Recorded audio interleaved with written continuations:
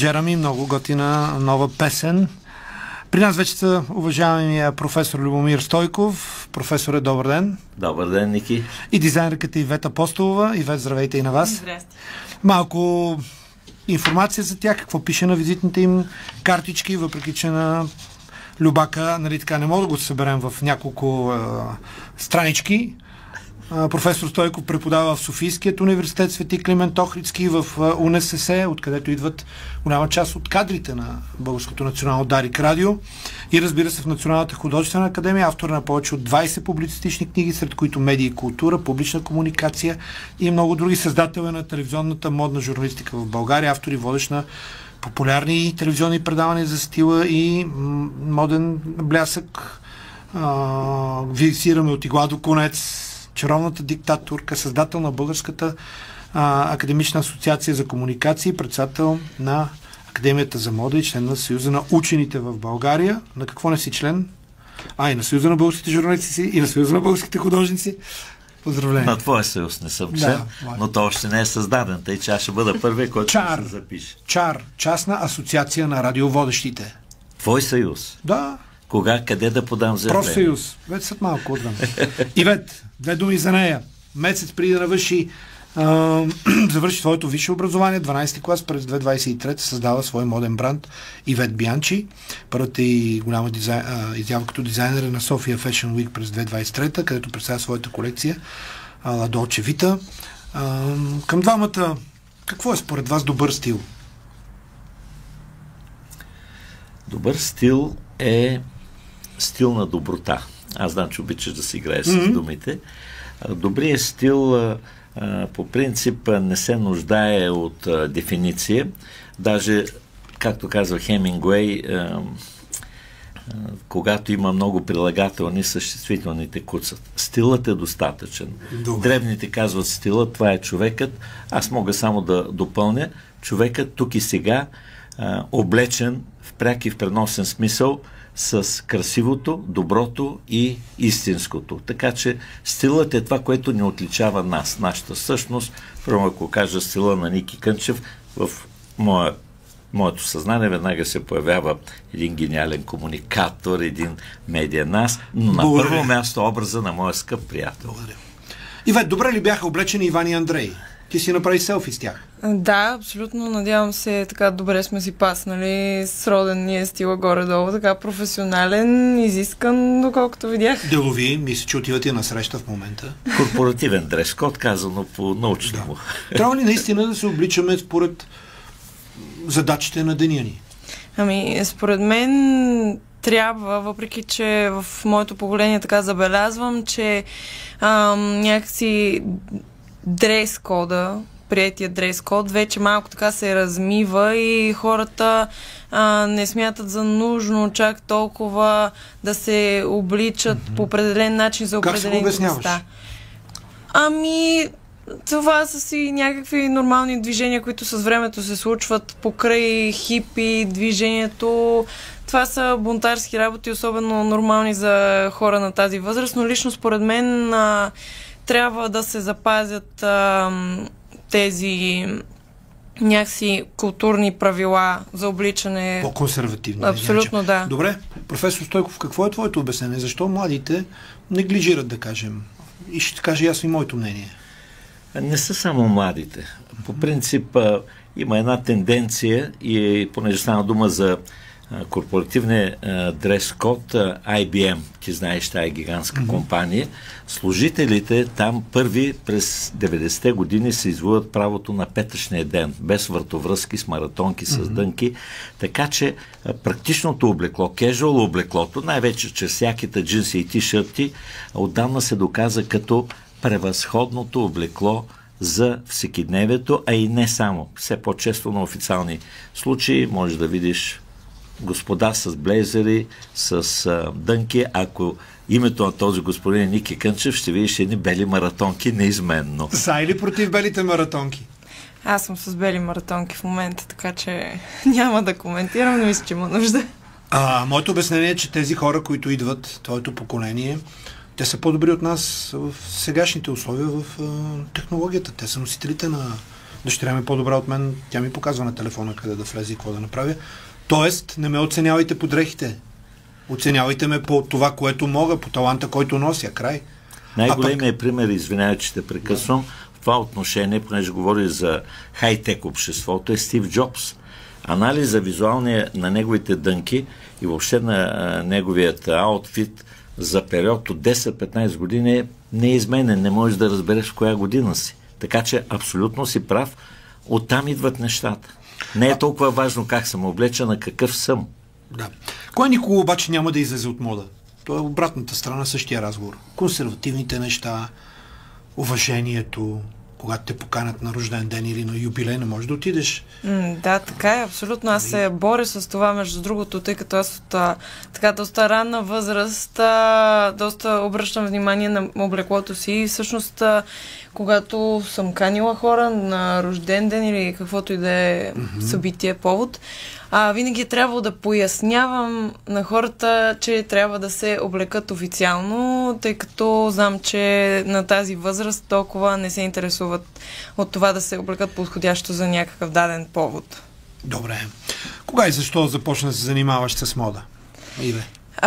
Аз, като ме пита този въпрос, аз не знам какво точно кажа, тъй като аз цял живот съм се занимавала с мода, просто не професионално. Вече професионално започнах да се занимавам на 17 години като модел и всъщност на 18 години вече започнах собствен бранд и започнах професионално вече наистина да се занимавам като дизайнер и да се развивам в тази среда доста сериозно и за последната година и половина, от която съществува моя бранд, имам голямо развитие. Дай ни примери, разкажи ни. Награждавана ли си? Да, за рамките на година и половина направих своя дебют на София Fashion Week, след което бях поканена да участвам на Златна игла, където получих награда за успешен дебют на българската сцена. След това участвах и в БГ Модна икона за пръв път. Това вече беше началото на 2024-та. Краят на 2024-та беше най-високата точка, когато бях наградена с Златна игла за най-добър млад дизайнер. След което вече получих и предложения за участие в чужбина, които са така доста големи за мен, много важни.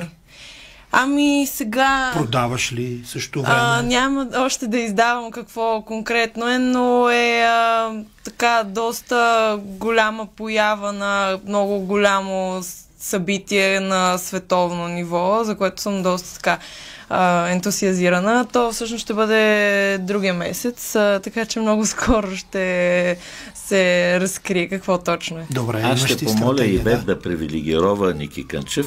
Молите се, когато вече падне ембаргото, къде и за какво ще участваш, най-напред при него в Дарика радио, ако стига той да те покани, да съобщиш новината.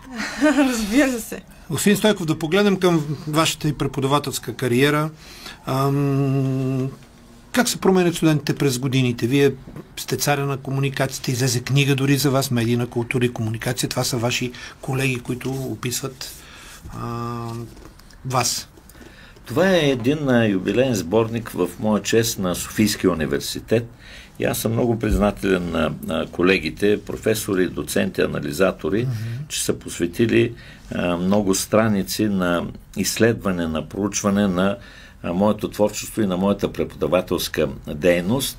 Това, което мога да кажа, и то с вълнение и благодарност, е, че за 50 годишната история на факултета по журналистика няколко подобни книги се излиза и за преподаватели, което мен ме ласкае. Но конкретно на твоя въпрос ще кажа, че в работата си с студентите имам няколко свещени принципи. Това са и мои сентенции, и мои аксиоми. Да чуем. Първият от тях е, че не само студентите трябва да се учат от своя професор, но и професора трябва да се учи от своите студенти. Така е. Също така много е важно да си даваме сметка, че истинските отношения между професора и студентите не свършват с вземането на изпита. истинските професионални отношения започват от този момент. Но понеже твой въпрос е свързан с метода ми на преподаване, аз преподавам интересни, атрактивни, за някои даже странни или дори екстравагантни дисциплини, свързани с младежката субкултура, с поп-културата. Дори имам лекция на тема еротика и порнография в медиите и изкуството, с имиджмейкърството, с връзките с обществеността, теория на модата, лайфстайл, журналистиката, политическата комуникация, даже напоследък много внимание отделям на така наречения политеймънт. Ще кажа, че свещен принцип за мен са думите на Сократ, по-точно неговата формулировка маевтика. Той е казвал, че не трябва учителя да дава наготово своите знания на своя ученик, а от гръцки маевтика означава акушерско изкуство, да помагаш на мисълта да се роди. Това е едното, което така следвам неотклонно. Другото е, обичам много дискусията, обичам полемиката. Когато някой от студентите възрази и каже, че не е съгласен с моя теза, аз се радвам и го окуражавам да изведе, да покаже, да преведе аргументи и доказателства. Друго, на което много държа, това е хумора. Това е атрактивният момент.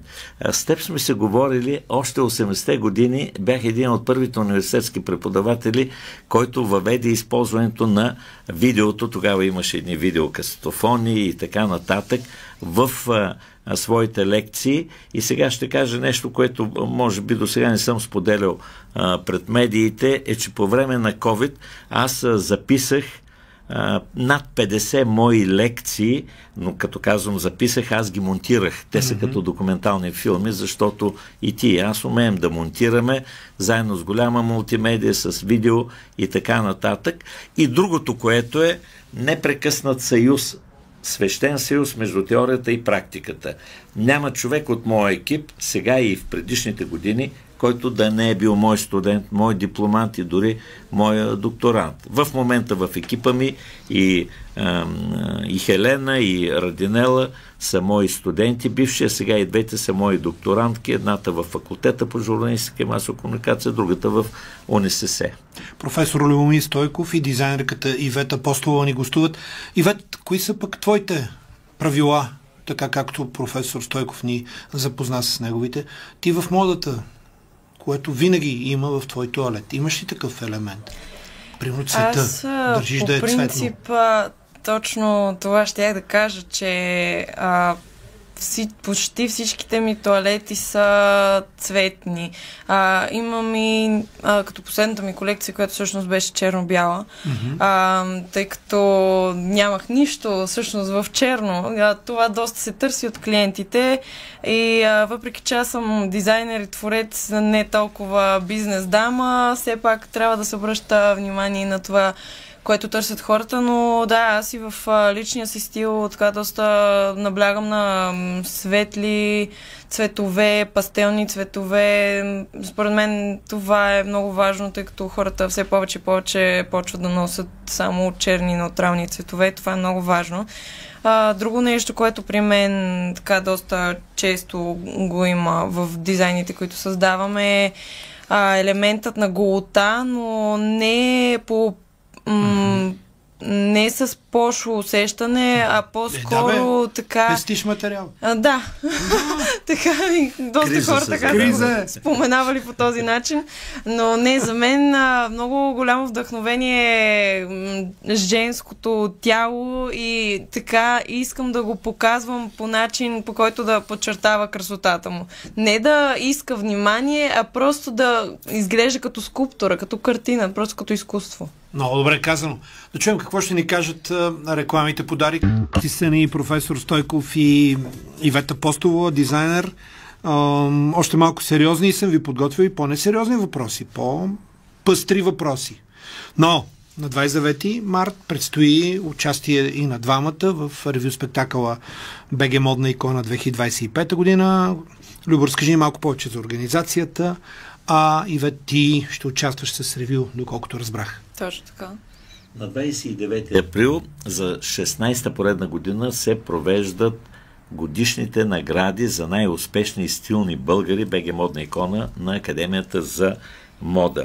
Тъй като ме питаш най-напред за ревю спектакъла, ще кажа, че там ще участват, както повелява традицията, мои студенти от Националната художествена академия.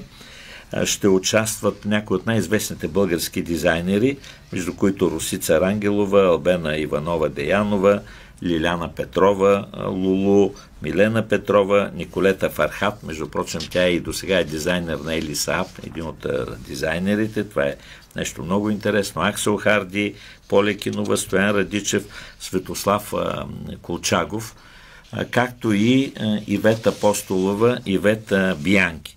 Това е ревю спектакъла, който има за цел да бъде, така казвам метафорично, подграващата част на самата церемония на БГ Модна икона, в която ще бъдат връчени наградите в различните категории.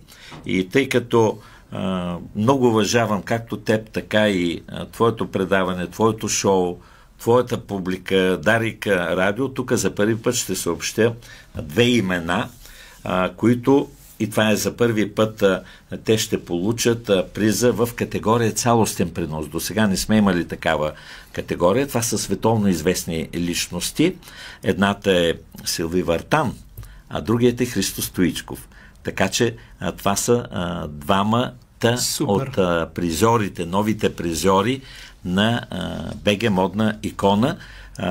Наградите им се дават за техния цялостен принос към имиджа и стила на България и българите, за безупречната им визуална култура, но и за много мащабните и отговорни социални и благотворителни каузи, които и двамата и със своя личен пример, и със своите средства, с които те подпомагат България, българите, особено младото поколение. Така че има ли новина? Имаме. Силви Вартан и Христо Стоичков печелят. Това са БГ Модните икони, които от сега съобщаваме. Ще има и други, но това ще стане ясно на 29-ти. Ивет, ти сигурно вече си оплашена. Стоичков ще бъде в залата. Аз не се притеснявам вече, тъй като на последната златна игла така пак в публиката имаше известни хора. Там беше, например, Ники Кънчев. Ники Кънчев беше в публиката. Да, като за начало. Не, само в публиката. Той е член на Академията за мода. Да. И какво си подготвила? Как ще отговориш на това предизвикателство? Подготвила съм така доста впечатляващи неща. Аз не се притеснявам от очакванията на публиката, ни най-малко даже. Всъщност това, което аз ще представя, са най-новите ми модели. Казвам модели, не колекция, тъй като те са по-скоро така единично подбрани модели, не са свързани помежду си с някаква определена тематика. Да, точно така. Но те са всъщност много специални за мен, тъй като са така досега, може би, най-впечатляващите модели, които съм създавала. И всъщност те ще бъдат моят международен дебют, което е така най-впечатляващо. Ти наскоро си се върнала от Япония, страна с изключителна визуална култура. Какво ти донесе това пътуване като вдъхновение? Аз, както съм споменавала вече, голяма част от моето вдъхновение всъщност е пътуването. Япония до сега със сигурност е най-интересното място, което съм посещавала и абсолютно разбираемо, имайки предвид, че е на другия край на света. Беше дълго пътуване до там, но си заслужаваше. Ако някой не е ходил, сигурно препоръчвам да отиде. Но там наистина много се вдъхнових от това, че хората изобщо не се притесняват да се обличат както им харесва и по начин, по който да изразяват тяхната същност. И всъщност аз създадох един модел, който е вдъхновен от традиционна японска, от традиционно кимоно, което снимахме в един много красив храм в Киото. И така, хората, които бяха там, бяха доста впечатлени също от кимоното. То е с мотив на сакура, което е цъфтяща вишна, което за тях е много популярно нещо, естествено. И цялостно при тях културата е много интересна и много вдъхновяваща за мен като артист, така че това пътуване беше доста полезно и интересно. Тоест на БГ Модна икона ще видим този тоалет конкретно или го пазиш за по... Да.